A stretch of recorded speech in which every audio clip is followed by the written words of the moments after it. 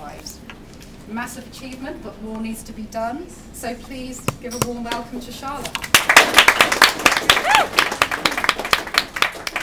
Hi everyone, can you hear me okay? Can you hear me at the back? Great. So thank you for having me. Before I start, I have a massive confession to make, and that is I'm absolutely terrified of public speaking. When I got through, I was like, yay! And then I was like, oh. But I read somewhere recently when I was preparing for this that to get over your fear of public speaking, you should do something silly right at the start. But I don't want to do it alone, so I want everyone to join me. On the count of 3, I want you to do something silly like jazz hands and pull up a silly face. 1, 2, 3. Fantastic. You missed it, So Tom. you've all transformed from serious, scary corporate people to funny and friendly faces. Thank you very much. My name's Charlotte, and I'm going to talk to you about my journey with Team Up from being a school child to where we are today. So I'll start with, for those of you who can see my slides. So 10 years ago, I was hopelessly at risk of leaving school with absolutely no qualifications, not one. And this is a photo of me, for those of you who can see it. Thank God for those of you who can't see it. But I do look like a cute and happy child. But this was just before I was kicked out of class for taking photos during lessons. So you can kind of get the type of flavour of the child I was. Oh dear. So the problem was that not only was I at risk of leaving school with nothing, with no qualifications, having spent 16 years in education, the bigger problem was that I just didn't care. So I'm the second youngest of 7 children, and all of my siblings left school with no qualifications, and I've got over 35 cousins and counting, and more of them have actually gone to prison than onto university. So you can see the kind of community that I grew up in. Sorry, I don't know why I get tearful. I don't know whether it's nerves or passion. But, so educational progression wasn't part of my DNA, literally. But then I met someone who was a little older than me. She was private schooled and she was very middle class. And when we became friends, over time she couldn't believe that someone who she thought was as smart as her was going to leave school with no qualifications. And at the same time, I couldn't believe that someone who I thought was as cool as me wasn't wearing the latest Nike trainers. So I genuinely thought it was a criminal offence to look like she did. However, over time, in the future, she said to me that over time in the future, she can buy as many Nike trainers as she wants. That doesn't matter, because she's going to be successful. And she said, and by the way, you're not, by the way you're going. So that was really painful, but at the same time she said, let me help you catch up, let me support you with your English and your maths coursework. So over time she started to support me with my coursework, and that spread to French and to geography tuition, which was transformational.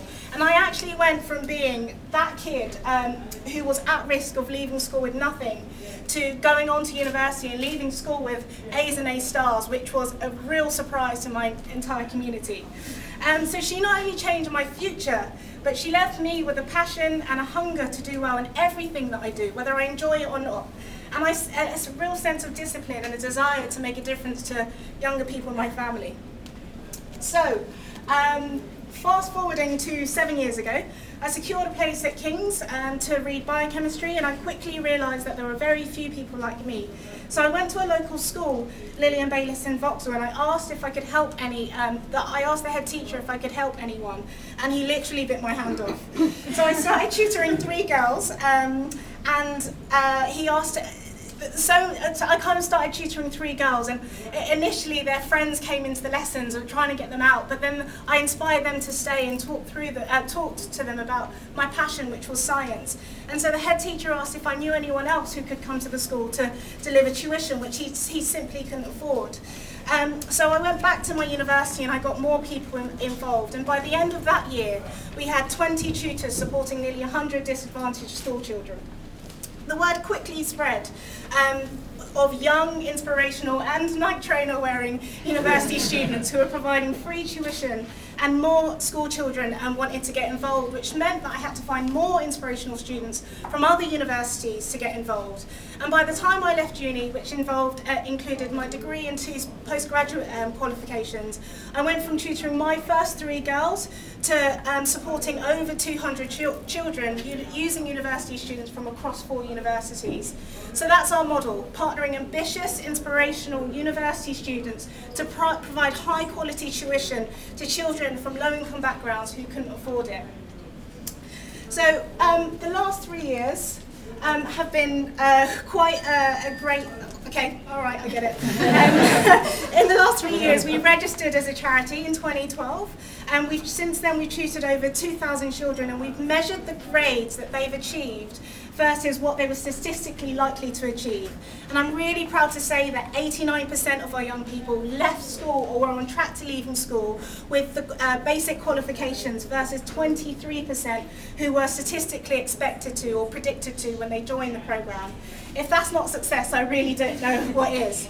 So I hope you don't mind, I probably don't need to tell you all of this, but it's more powerful than the 89% that leave school with those GCSE grades. It's young people progressing onto well-paid developmental employment. It's young people going on to our top universities. I've adapted a famous quote by an unknown author, I don't know who she or he is, but it is this: what if the cure to cancer was in the mind of a disadvantaged young person who wasn't given the opportunity to reach their potential? So this year we plan to tutor 500 school children, damn it. It will cost us £80 to deliver 20 hours of tuition to each of them. I'm on my last slide.